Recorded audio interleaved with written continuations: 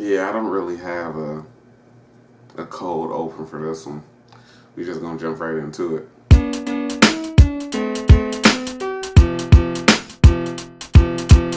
What's up, guys? This is Courtney, one half of the Brothers Deconstruction here, and I'm bringing you my review for The Predator. This is going into the super late review playlist, so yeah, I didn't really get to see it when it came out, even though I was actually really looking forward to it. And again, as usual, spoilers. You guys should know this by now, right? All 5 of you that watch the videos. Okay. So, what are my thoughts on The Predator? It's not a bad movie. It's all over the place though, and I was really looking forward to it when we first got the first set photos and official photos and the first trailer, especially when the first trailer dropped. The Predator is very much more of an action movie than a horror movie, and for some odd reason I was going in expecting it to be more of a horror movie.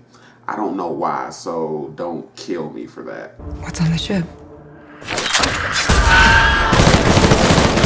But it's much more of an action movie. And it's written by and directed by Shane Black, who those who are fans of the Predator franchise know he was in the first Predator. And when it was announced that he would be writing and directing this, I was really looking forward to it because out of the movies that he's written and directed that I've seen myself, I've loved them.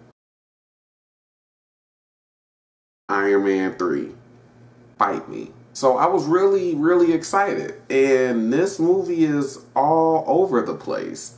And I'm not sure where to put blame.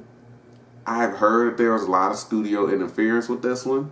So that could be the reason why I was kind of all over the place. I'm not going to go over the plot, but essentially Boyd Holbrook's character is is a military guy.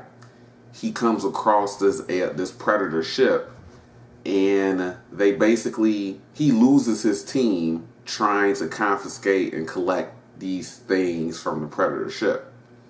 He ends up mailing some of the stuff home by accident, I believe. I'm still not sure on whether or not he did that on purpose. But his son, who's on the autistic spectrum, ends up getting it. He gets captured because they need to brief him about, what happened and where did this stuff go, this and that. And his son ends up like activating the helmet and the little gauntlet and ends up calling a Predator to that location, to his location. And I think it was a super Predator. But apparently, in the course of that happening and the rest of the movie happening, they call in Olivia Munn, who's a scientist. And actually, and a lot of the other reviewers have said this, and I actually agree with them, but Olivia Munn was probably the best performance in this film. I remember watching her when she was on G4 and Attack the Show. It goes them trying, I forget his name, Sterling K. Brown. Sterling K. Brown's character is kind of like the big bad organizational guy, and he ends up bringing in Olivia's character.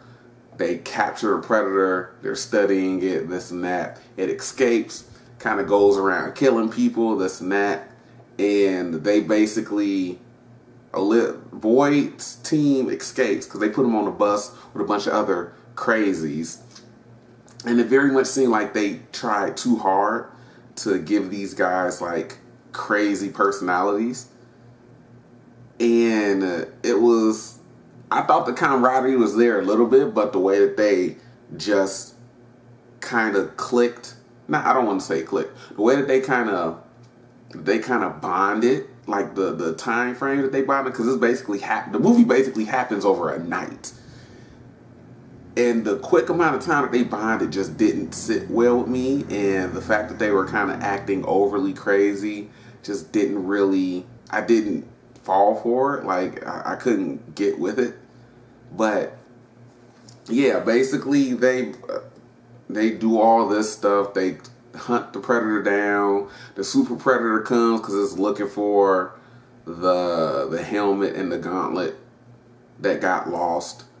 It unleashes predator dogs, and there's like this one instance where the guy from Moonlight, he kind of he shoots one of the dogs in the head, but he kind of lobotomizes it instead of killing it, and so it turns into like a super nice puppy.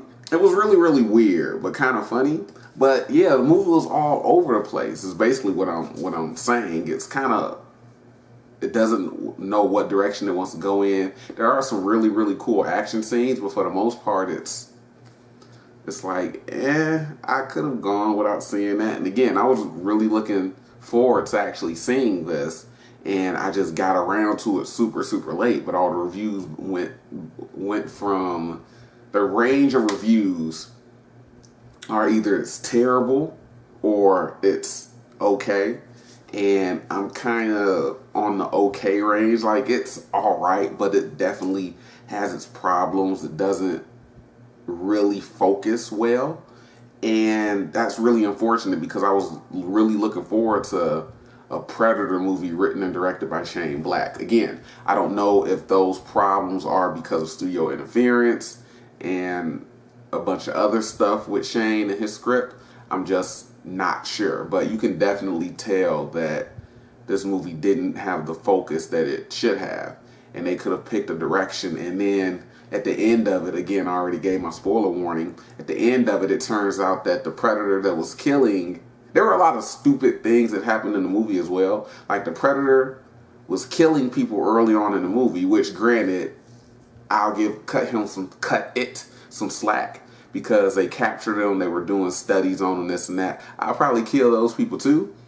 But apparently, he was bringing, like, the predators are naturally hunters. They hunt things for sport. And I think in the movie, they were hunting each other, but basically, they saw Earth as a viable planet to play this game on. And so the Predator didn't really agree with the rest of the clan or the rest of the species, and he was coming to Earth to give us an equalizer to fight against the other predators. So if you're here to save mankind, why are you running around killing a bunch of humans? Doesn't really make much sense, does it?